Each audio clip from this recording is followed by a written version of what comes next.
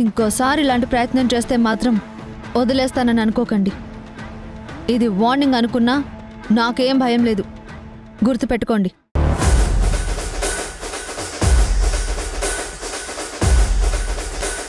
నువ్వు నిజం చెప్పే అవకాశం నేనెందుకిస్తాను రాధా?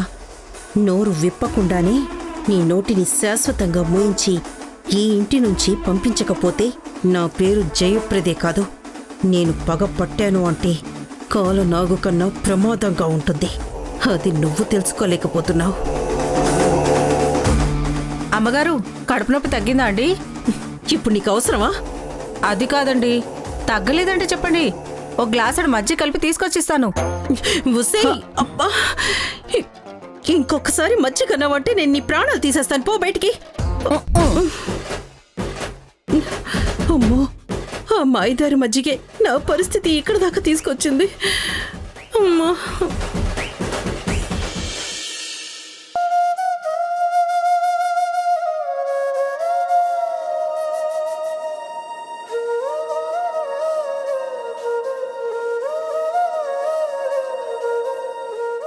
నన్ను క్షమించు భాను. పెళ్లిలో నీకు చేసిన ప్రమాణాలు ఈరోజు నేను తప్పుతున్నాను.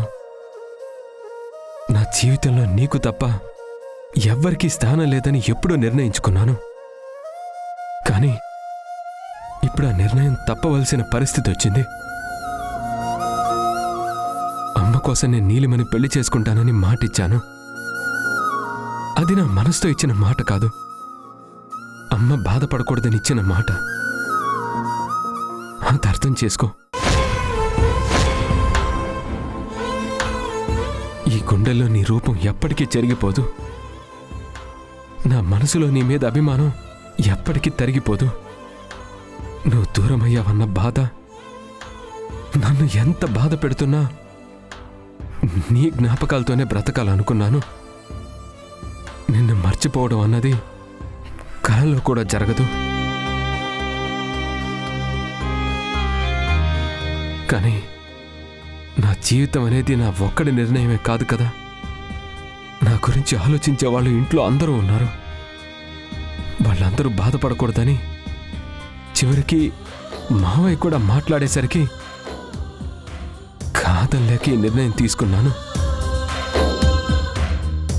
అంతేకాని నిన్ను మర్చిపోయాను, నీ మీదున్న అభిమానాన్ని చంపేసుకున్నానని కాదు. కేవలం అమ్మ కోసం మాత్రమే ఈ పెళ్లి కొప్పుకున్నాను. కార్తీక్,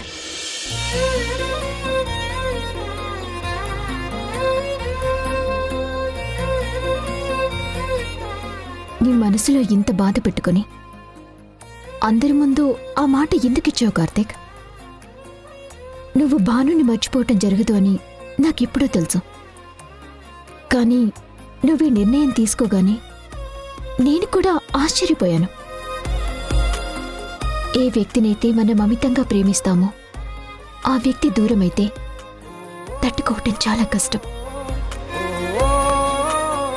ఆ వ్యక్తి స్థానంలోకి ఇంకొక వ్యక్తి వస్తుంది అంటే భరించటం ఎంత బాధగా ఉంటుందో నేను ఊహించగలను.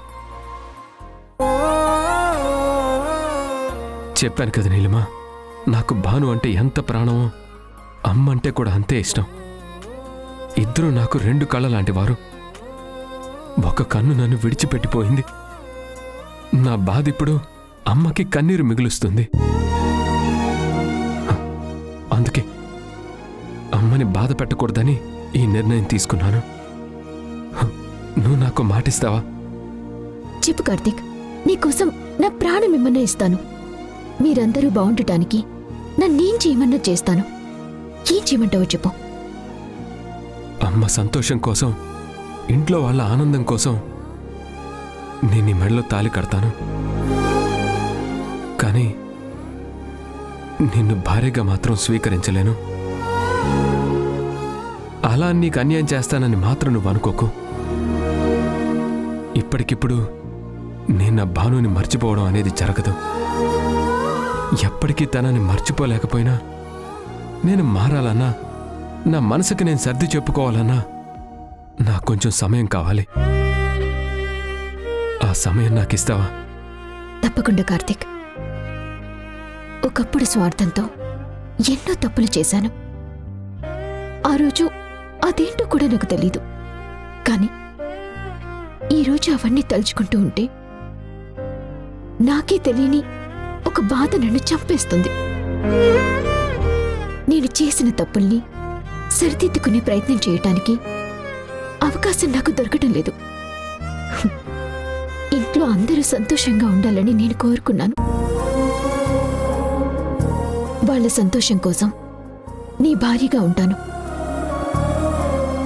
నీ మాట ప్రకారం నువ్వు ఎప్పుడు నీ జీవితంలోకి స్వాగతిస్తే అప్పుడే వస్తాను. అంతవరకు తాళి కట్టించుకున్న స్నేహితురాలిగానే ఉంటాను. అంతకు మించి మన మధ్య ఇంకేమీ ఉండదు.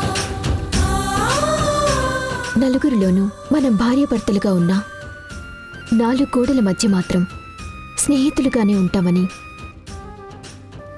నేను నీకు మాటిస్తున్నాను.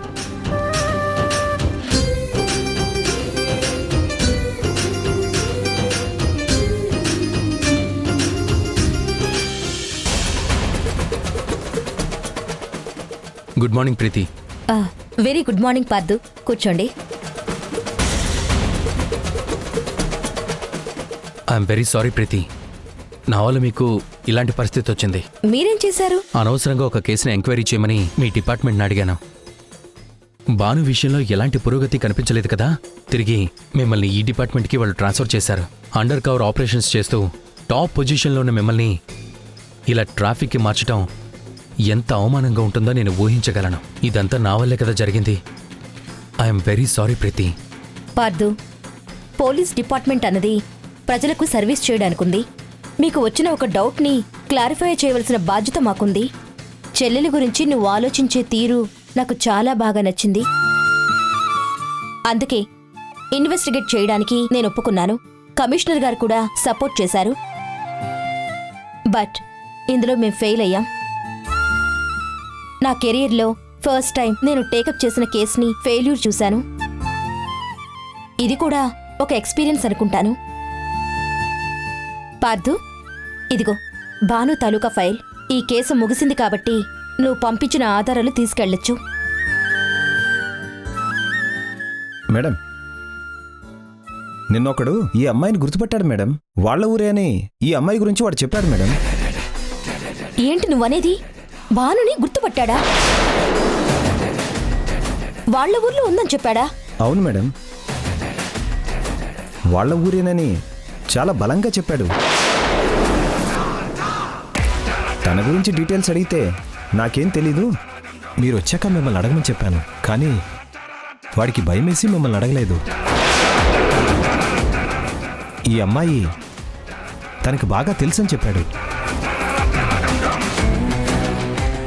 కేసు క్లోజ్ అయిపోయింది అనుకున్న టైంలో భానుని గుర్తుపట్టిన మనిషి ఉండడం ఏంటి? తను వాళ్ళ ఊర్లో ఉందని చెప్పడం ఏంటి? Really wonder. భాను బతికే ఉంది. నీ అనుమానమే నిజమైంది. భాను దొరికేసింది.